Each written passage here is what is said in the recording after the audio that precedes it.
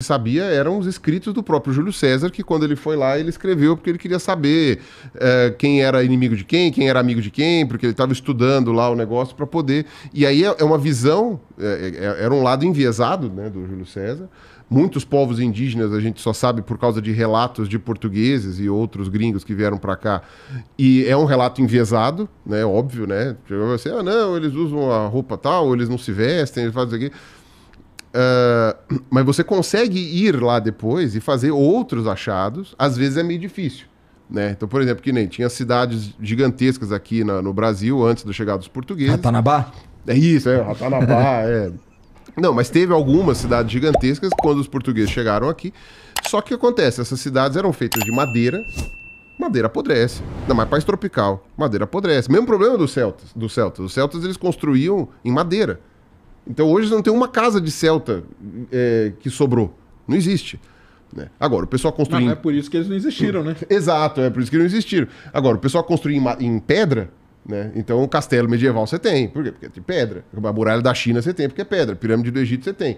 Agora, as casas que eram feitas de madeira, apodreceu. Tirando lá no Ártico, lá, que o negócio preserva por causa do ambiente, o resto apodreceu. Então, e não é por isso que você não diz que o negócio não aconteceu, entendeu? Não é por isso que não diz. Uma coisa que dá para você cutucar cristão é chegar e falar assim, olha, quem disse que Jesus existiu? E quem disse? Não estava ninguém lá para ver? Como é que você sabe? Ah, não, porque tem o documento. Os caras fraudaram tudo isso daí. Entendeu? Você consegue justificar uma série de coisas, né?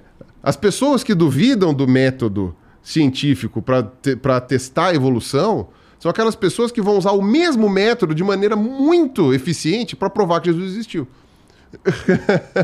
É o mesmo método. Exatamente. Ou seja, a pessoa é muito boa naquilo, mas não percebeu que, tipo, olha, tudo isso que você está fazendo é a mesma coisa que a gente faz para provar que a evolução aconteceu. Tipo, é a mesma coisa.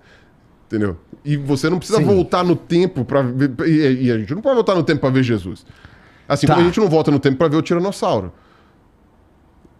Posso te falar mais ainda, tem mais evidência da existência do Tiranossauro do que de Jesus. E eu não tô aqui falando que Jesus não existiu. É verdade, ué. Eu já vi um fóssil de Tiranossauro. Cadê o fóssil de Jesus? Não tem. Mas você tem que sentir Jesus, cara. Não, mas eu tô falando de zoeira. Eu não digo que Jesus não existiu, imagina. Lá no Vilela, inclusive, até rolou uma certa celeuma com o Antônio Miranda, que é um ateu da internet bem conhecido, que ficou puto. Tudo bem, eu fui meio babaca mesmo. Mas eu já me desculpei com o Antônio, falei com ele e tal. Porque... sobre essa questão do Jesus existir ou não, mas eu falei não, tá meio que o consenso acadêmico é que ele existiu por causa dos processos de ciência histórica. E a questão da evolução é meio que a mesma coisa. E tem uma vantagem. Uma parte do estudo da evolução, das evidências, as evidências elas são todas atuais.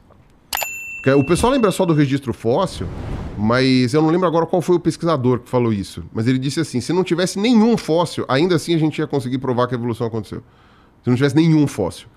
O fóssil, ele é um brinde. E é um brinde muito bem-vindo, porque ele te dá as evidências dos caracteres intermediários, de como foi a transição dessas mudanças. Você consegue ver isso daí no registro fóssil. Mas se você não tivesse, você ainda assim, com genética, embriologia, anatomia e coisas aqui, você já conseguiria provar que a evolução aconteceu de um jeito muito parecido. A gente ia ter muito mais vazios, né, vácuos de entender diversidade. Então tem muito grupo fóssil que já morreu há muito tempo e que a gente não saberia que existiu se não fosse os registros. Mas da biodiversidade atual, a gente conseguiria entender que ela evoluiu a partir do ancestral comum facilmente, sem os fósseis.